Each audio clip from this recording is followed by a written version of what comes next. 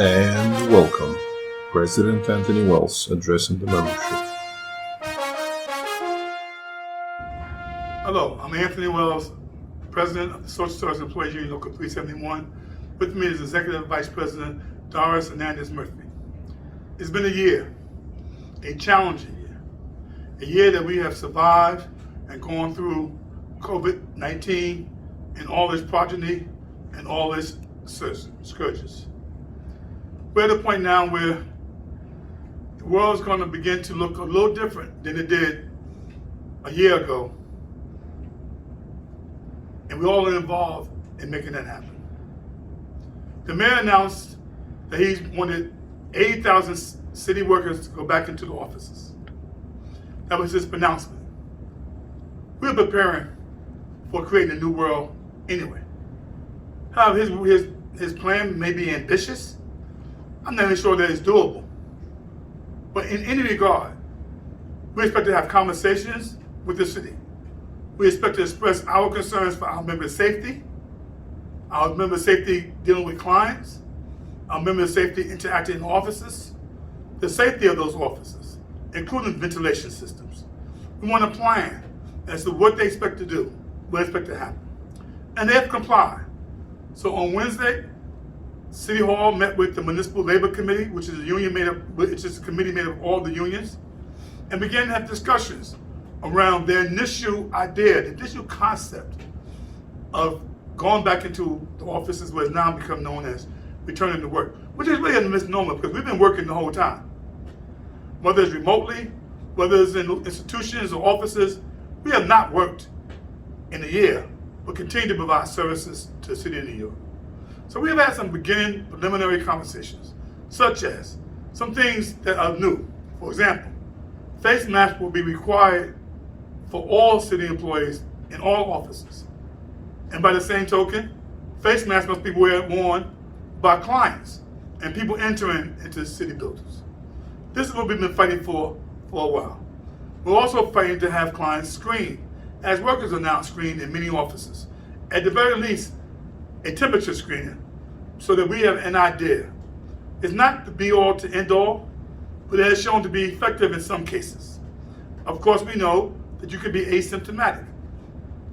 So a temperature reading would not indicate whether you have COVID or not. But a high temperature would indicate that something's wrong. They're planning to reiterate the procedure. If you're sick, stay home. Don't go to work. If you go to a doctor and you're quarantined, there are provisions that will say that you will not use your own time to recover or during that quarantine. And at the end of the day, we want you to be safest at your own hands. Follow the guidelines. Wash your hands often. Wear your face mask. Do social distancing whenever possible, whenever you can. We're on the road. That road is long. That road is no longer short and not as uncertain. So now we come to vaccinations. There have been three vaccines already. I myself have already had mine, prepared ours. Okay, we've had ours. But there will be no mandatory vaccinations. It still remains a personal decision. For me, suffering my anniversary of my hospitalization last year, my decision was easy. I took the vaccine, I was going to take the vaccine and take my chances with fighting this scourge head on.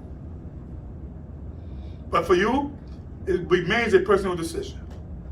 But I want to clarify something else, because there's a lot of myths out there. One myth is that you take the vaccine, you go to the top of the list to return to work. That is not so. And if you don't take the vaccine, you are excused from returning to the office. Also not so. So returning to office will be based on several factors. One, the safety of the location. Two, the number of people in any particular location. How is the city able to do social distancing? And by the same token, we will have discussions and advocate for remote work from home wherever possible. The initial plan is a hybrid. Some parts of it will be remote, some parts of it will be in the office. And as we've said for a year, there have been many of our coworkers, our members and our colleagues who have been working in facilities and offices for a year without a hybrid. And then some have had a hybrid. So as we continue to have these discussions, and by the way, we're beginning to get phone calls from agencies that want to sit down and have conversations with us about this. And your voices will be heard. I urge you to use our media, our social media, to get the messages to us. Use your delegates, use our emails, and talk to us directly, okay, to see how we can best accomplish the creation of this new world. Not just for us as workers, but our families and our communities. How do we move from a pre-COVID world to a post-COVID world? Well, one way we do it is by facts. One way we do it is by working together. One way we do it is by having communications and making sure that we are in the most safe environments that we can. So this is an opportunity I just want to have to talk to you about it, to clarify some myths. No one can make you feel 100% safe. But I think over the last year, we have done well to know that, so that you know that we have been advocating on your behalf. Not for you, but with you. And thus far, we continue to move forward and look for our participation and our voice and your voice in this new world. Thank you. God bless you, and God bless the union. Since the very beginning of this unprecedented pandemic, the union never stopped fighting for its members. As a result, despite of historical budget cuts, the membership kept growing, jobs were protected, and benefits continued to improve. Every single member of SSEU Local 371 continued to receive their well-deserved paychecks, while millions of less fortunate brothers and sisters across the country suffered from joblessness and humiliation of endless food lines, unable to provide for their families. This is the true testament for collective power. United we stand, united we rise. God bless you, and God bless the union.